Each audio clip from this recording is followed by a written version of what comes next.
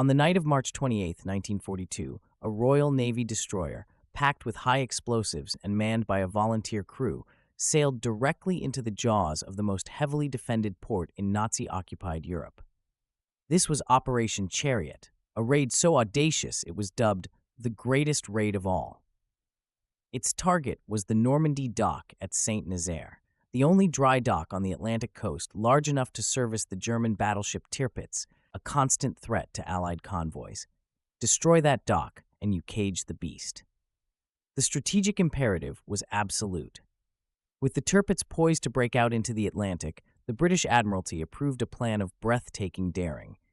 The obsolete destroyer HMS Campbeltown, a relic of the First World War, would be disguised to look like a German vessel.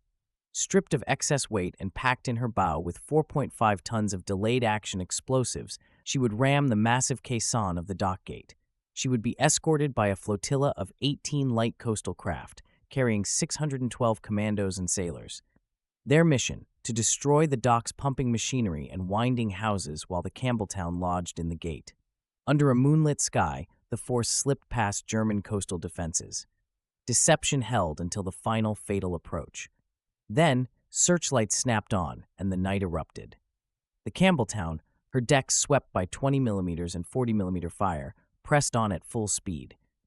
At 134 hours, she struck the southern caisson, embedding herself nearly 10 meters into the steel and concrete structure. Commandos stormed ashore into a hellscape of point-blank combat.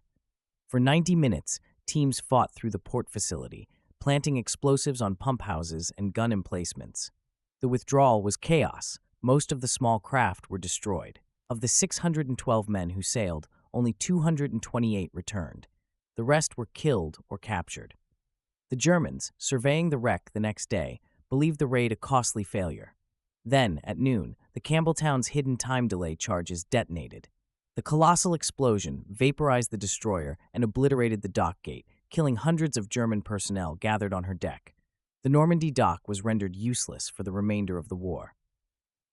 The Tirpitz never threatened the Atlantic sea lanes.